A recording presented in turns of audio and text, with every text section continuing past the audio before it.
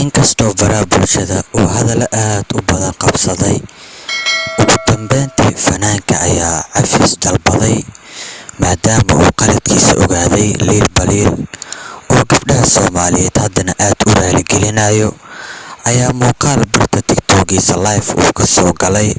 raaligelin uu ku bixinayo maadaama qaladkii uu sameeyay dumarka Soomaaliyeed sida karbaashka hees uu soo qaaday uu ku karbaashay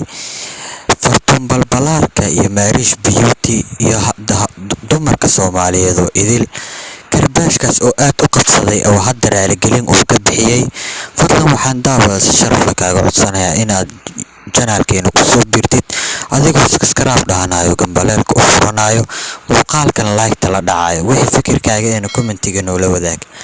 fanaanka oo qaladkiisa hadda qirtay liil baliil oo ka soo laabtay oo sheegay in uu qaladku galay uu qirsan yahay oo cafisna weydiisanayo dumarka Soomaaliyeed iyo karbaashka heestii uu ku karbaashay Balbalaarka iyo Marish Beauty ay qalad ku ahayd in uu dumarka Soomaaliyeed aflagaado ama karbaashkaas yar oo qalad ka dhacay. bini'aadanka ilaan qalad uu ka dhacaa, qaladkiisana hadda uu ka soo laabtay uu sheegay cafis uu dalbanayo.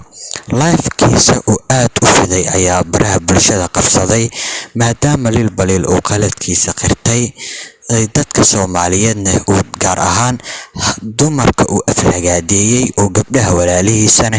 uu raaligelin weydiisanayo asigoo live-ka ka dhex cadeeyay qaladkii uu galay iyo karbaashkii iyo sida uu u karbaashay uu aad ugu qaldan yahay qaladkiisana uu qaatay.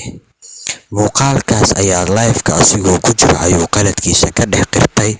TikTok-giisa ibaankiisa oo live ka soo galay liil baliil oo hadda qaladkiisana qaatay karbaashkii uu wadayna hadda sida uu ka dhawaajiyay uu iska daayay dumarka Soomaaliyeedna uunan dib dambe u aflagaadeyn doonin oo muuqaalka uu ku cadeeyay live-ka markuu ku jiro uu ku sheegay hadallo badan in uu mar dambe dumar Soomaaliyeed aflagaadeyn doonin aflagaadana uusan u geensan doonin oo dumarka Soomaaliyeed ee walaalihiisa yihiin ay qaladkii uu ka dhacayna bini'aadan uu yahay in ay iska saamaxaan haweenka Soomaaliyeed iyo gabdhaha Soomaaliyeed oo idil. hadda fanaanka oo qaladkiisa qirtay